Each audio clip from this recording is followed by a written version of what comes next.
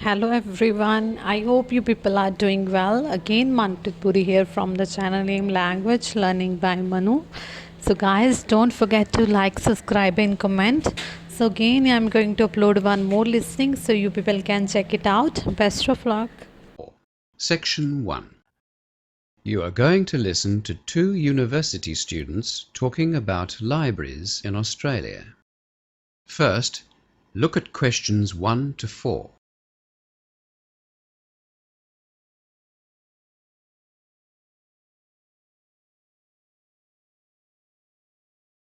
You will see that there is an example already done for you.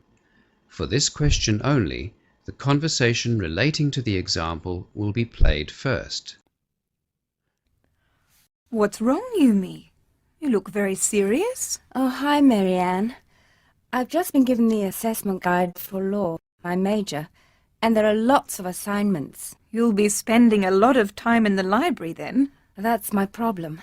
I don't know anything about libraries in Australia. Well, don't worry about that, Yumi.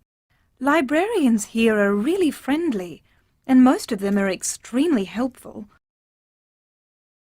Yumi said she doesn't know anything about libraries in Australia, so B is the correct answer. Now we shall begin. You should answer the questions as you listen, because you will not hear the recording a second time. Now listen carefully and answer questions 1 to 4. What's wrong, Yumi? You look very serious. Oh, hi, Marianne. I've just been given the assessment guide for law, my major, and there are lots of assignments. You'll be spending a lot of time in the library then. That's my problem. I don't know anything about libraries in Australia. Well, don't worry about that, Yumi. Librarians here are really friendly, and most of them are extremely helpful. That's good to hear. My flatmate said I should join the local library. Do you think that I need to? Well, I think it'd be a good idea. They probably won't have many law books in the library, but you'll be surprised at what they do have. Australian libraries are generally very well resourced. And hey, if nothing else, you can get free internet access. Is it easy for international students to join? Yes, Lee Yun has just joined. All you need is your student card or some other ID and an account or bill that has your Australian address on it. Like a phone bill or an electricity bill? Would that be okay? Yeah, that's all. It's very easy. They encourage people to join the library. And you can borrow lots of books as well as video and audio tapes or CDs. The newspaper is available too if you've got time to stay at the library and read it. Will it cost much to join the library? Joining libraries here doesn't cost anything, but you'll have to pay a fine if you return your books after the due date. It's about 10 cents per book per day. How long can I borrow books for? The loan period for books is about a month, but you can easily extend the time for another month if you want to. You can even do it over the phone, but it has to be arranged before the due date. What about the university library? Haven't you been there yet? No, not yet. I was sick for the orientation week and I missed out on the campus tour. Well, Yumi, I've got an hour before my next lecture. Why don't we walk up together and have a look around? Oh, that'd be great, Marianne. I'd really appreciate it. Yumi and Mary Ann arrive at the main entrance to the university library. As you listen to the rest of the conversation, answer questions 5 to 10. Before the conversation continues, read questions 5 to 10.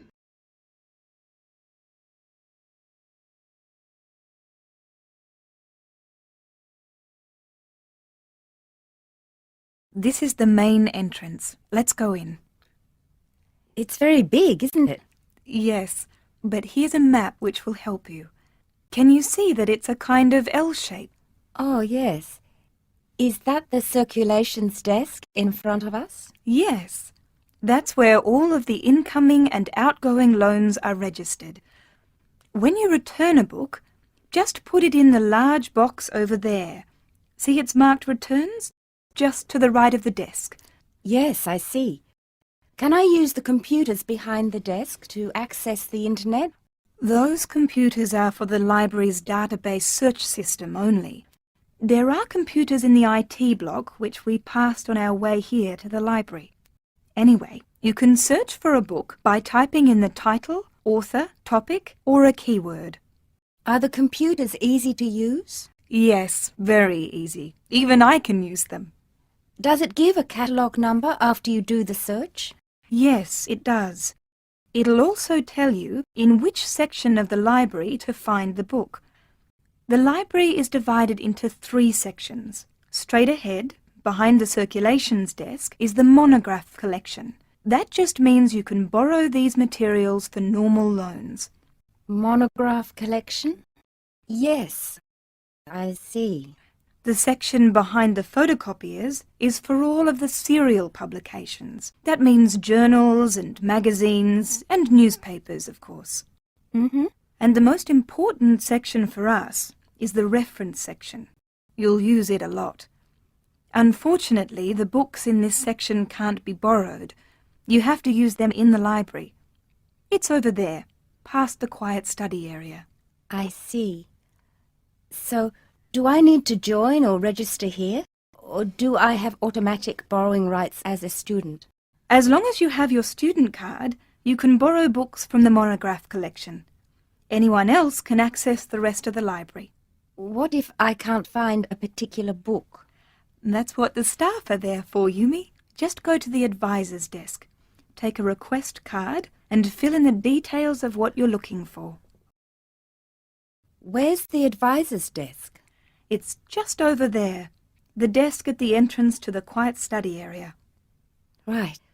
Well, I think I'll have a look now to see if I can find any of the recommended texts for my first law assignment. Yes, good idea. Texts on the recommended lists from the lecturers are very popular, and you should try to borrow them from the library as soon as you get your list. That is the end of section 1. You now have half a minute to check your answers.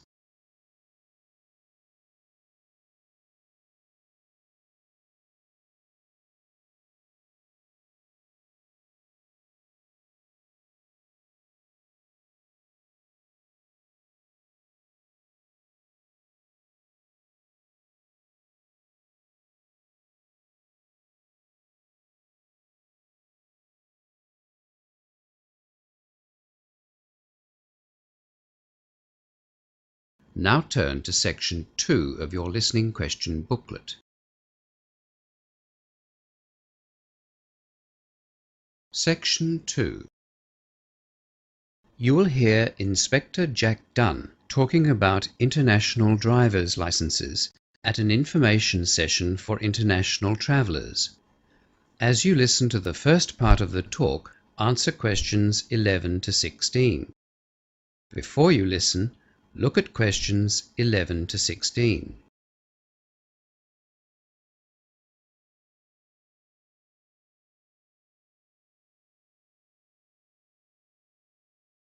I'm sure that you have all heard about international driving licenses. They have been around since 1949, when the United Nations gave approval for their use. This meant that travellers could drive freely in the 186 countries that recognise the international driving licence system, regardless of the language that the drivers spoke. The only conditions were that the driver had to already hold a driving licence in their home country, and they had to be at least 18 years of age. International driver's licenses are well recognised. After all, they've been in use for over 50 years. To break the language barrier, the licence is printed in 11 different languages, but the last page of the booklet is always in French. As I said, it is a booklet about the size of a passport, 10.8 by 15.25 centimetres to be exact. So it is easy to carry with your travel documents. It's not too thick or heavy either, only 17 pages. All of the pages are coloured white, but the cover of the licence is grey. It is a useful form of identification when you travel because it includes a passport-sized photograph and the driver's signature. The International Driver's License can only be purchased from authorised travel associations in different countries, but it can also be ordered on the internet. The cost, of course, varies from country to country, and for the term or the duration of the licence. For example, a 1-year licence might cost approximately $40, whereas a 3-year licence costs double that. A 5-year licence will set you back about $100. Before the final part of the talk, look at questions 17 to 20.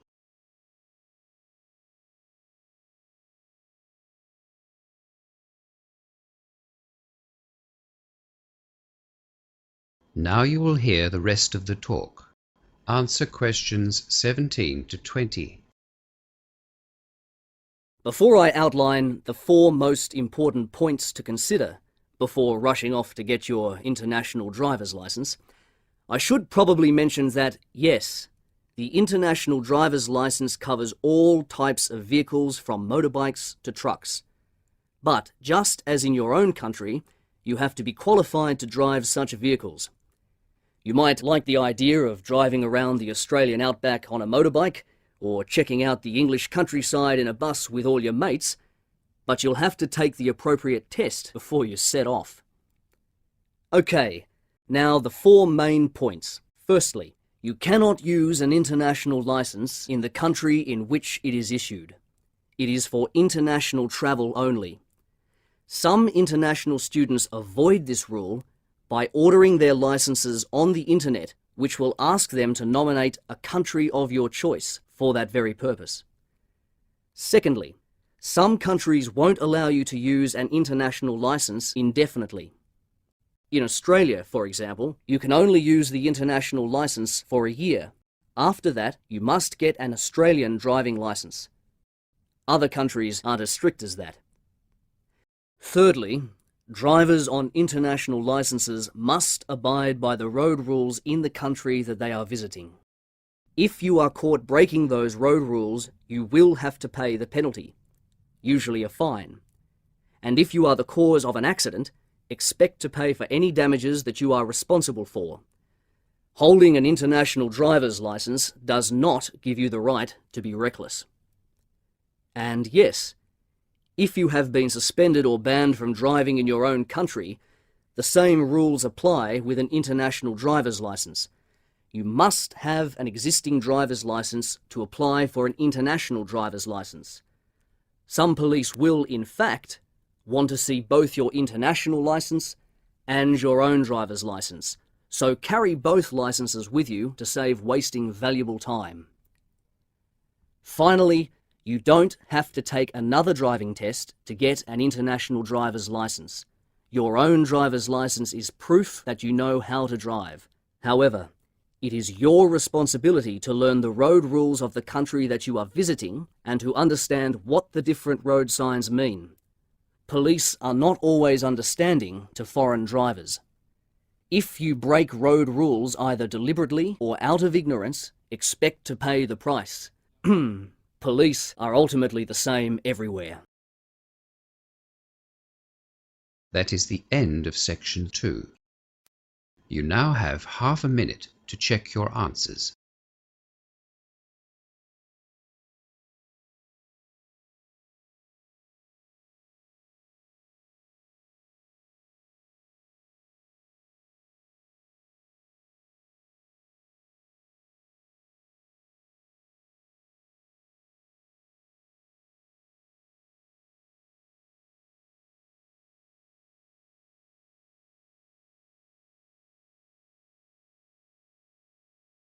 Now turn to section 3 of your listening question booklet.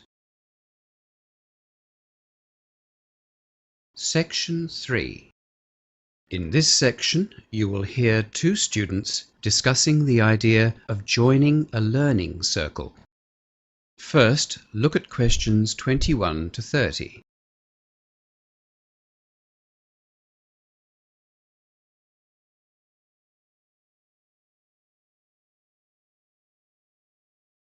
Now listen to the discussion and answer questions 21 to 30.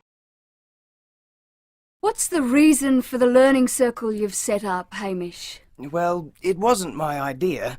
The economics tutor suggested it, actually. He said that it's a good way to make sure you put in the time needed for a particular subject. But for me, well, I thought that studying in a group like that would give me some incentive to study. I really need a reason to learn, you know, motivation, especially in economics. Well, I guess study groups can give you discipline and motivation. They're both useful, but my biggest problem is that I'm finding economics quite difficult. I think I need extra help just to understand the material. A learning circle could help. I was thinking of even getting a private tutor. Private tutors can be expensive. You're welcome to join us, and it won't cost you anything. Every week, we're going to begin the session with problems and questions from material that we've been given in the lecture. We want the learning circle to be practical and worthwhile, so that we all help each other to do well. Do you think the others in the group would mind if I joined as well? Of course not. There are only 5 of us, and you know us all. Well, I've been researching some past exam papers, so I'd be happy to contribute those to the circle if I join. One of the others suggested doing that too. He thought that we should try and identify any trends or common questions that were included in the past papers, and that way we could prepare a little better for the final exam. Yeah, that's what I was thinking. In fact, I've already started looking at last year's exams. Great. We're also going to hold mock tutorials, so we can practice our presentations on a smaller group before we have to do the real thing. I am so worried about that. I'm dreading that first presentation. I've never done any kind of public speaking before. Well, you're not alone. I think we're all pretty nervous about it, but we're hoping that the mocks will give us all a bit of confidence for the real tutorial. We don't want the group to be competitive, just collaborative. You know, working together and helping each other. It sounds like you've really thought the learning circle idea through. You seem well planned. It's just that when we all met last week to discuss the idea, we all had a list of objectives. You know, what we wanted to get out of a learning circle. That made the planning quite easy. Look, why don't you come next week to our first circle and you can see if it's what you're looking for. If not, well, you won't have lost anything and you can always organise a tutor for yourself afterwards. Yeah, I think I will. When and where are you going to meet? Our inaugural meeting of the circle is on Thursday evening from 6 to 8 in Ryan Hall. Okay, I'll be there. We plan to talk about any material that we've had trouble with from the lecture first, and then we thought we'd talk about our individual learning styles. Even though we all know each other as friends, we thought that because it'll be our first time together as a study group, it might be useful. I'm not exactly sure what my learning style is. Give it some thought during the week and try to notice how you study. Some people summarise everything or rewrite lecture notes every week. Others like to highlight the important points or group similar bits of information together. People like me, well, I have to read material at least 3 times before I can really comprehend it. Really? I'm a writer, I guess. I have to write everything down or I forget it straight away. I use the computer a lot. See? You do know how you learn. You just had to think about it. I'll bring the exam papers and the research that I've started. We probably won't have time to look through them at our first meeting. I'll bring them anyway, just in case. I think this learning circle idea is going to be a great success. That is the end of section 3. You now have half a minute to check your answers.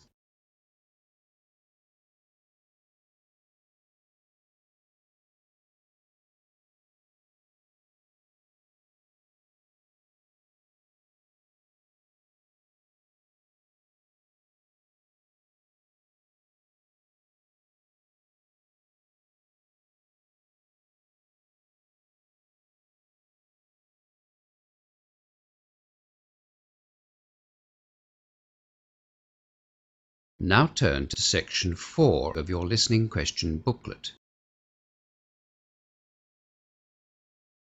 Section 4. You will hear a guest speaker at an alternative energy seminar talking about wind power. First, look at questions 31 to 40.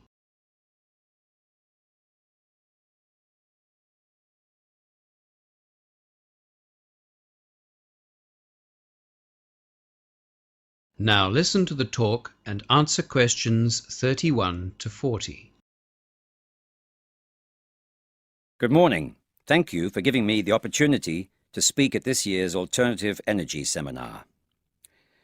Right. Well, I know that the next speaker, John Dunkett, is going to talk about the mechanics of generating power using wind as an alternative source of energy, so I won't be using any technical terms, and I won't be going into the technology of how wind generators actually work. I'll be concentrating on sharing my own experiences with you.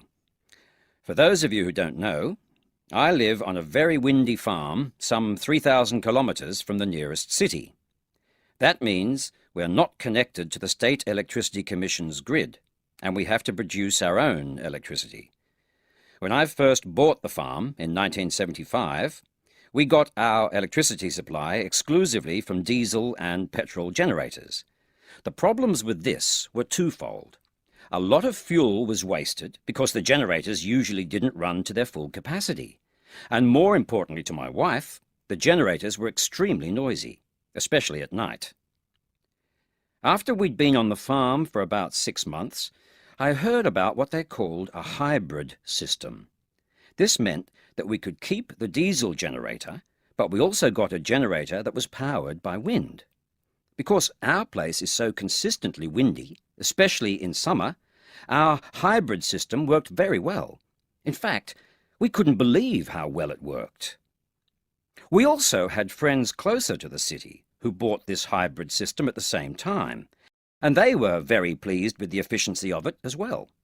Their farm is considerably less windy than ours, so even in moderately windy sites, the hybrid system appeared to work well. Both of us agreed that we made substantial savings in fuel at the end of the first year, and of course, our wives were happier, because it wasn't as noisy as often. In 1984, we found that we were rarely using our diesel generator and decided to try our hand at becoming self-sufficient in wind-generated power. We were sure that we'd survive without the backup of the diesel generator, so we imported 4 wind generators from Denmark. America and Australia were dabbling in the technology, but we were too far behind the Europeans. The benefits of wind generators were much more obvious to the Danes, and now, as a result, they supply about 50% of wind turbines around the world. Anyway, the Danish wind generators had a rated power output of 55 kilowatts per generator. They made quite an impact on our landscape, and even though we could sometimes hear the mechanical noise from the generator itself, they were very quiet. The rotor diameters were about 20 meters. We felt proud that we were only using energy from clear, moving air to generate our electricity, no diesel or petrol or fuel smells either. We knew that our resource was renewable. We are, after all, not going to run out of wind, especially at our place. The wind turbine is used to charge up batteries which store the energy. Last year, we bought a 600 kilowatt machine. It is about 46 meters high with a rotor diameter of 43.5 meters. We found that the cost of the turbine was recovered within about 8 months. It should produce over 1 million kilowatt hours per year for us. It does look a bit strange against our flat terrain, but we love it. Best of all, my wife says she can't even hear the windmill, as she calls it, from our house at night. Frankly, I think her hearing just isn't what it used to be, but I must agree that it is very quiet. Additionally, we expect it to last for about 20 years with regular 6-monthly maintenance. Our farm is isolated, and yet you'd be amazed by the number of visitors we have each year to inspect our wind turbines and the effectiveness of the wind generators. Actually, we often joke that when we stop making money from the farm, we'll charge tourists to come and visit our very own wind farm. There is also the possibility of selling the electricity that we generate back to the Electricity Commission, but I think that is all in the future. We've had a lot of people ask us why we chose wind power generated energy rather than solar energy. But as soon as they visit our windy farm, they know why. Even if our farm were not as windy as it is, we'd make that choice again. From all accounts, it is the least expensive form of renewable energy technology that we have. It can be used in a variety of applications, from isolated farms such as ours to supplying small sailboats without power. Now, I'll hand you over to John Dunkett from the Danish company that sold us our original 4 wind turbines, and he'll explain how this remarkable technology has developed over the last 20 or 30 years. That is the end of section 4 and the end of the listening test. You now have half a minute to check your answers. So this is the end of your test. Guys, if you need answers, you can comment me. Otherwise, you can message me at my social sites. Take care. Bye bye.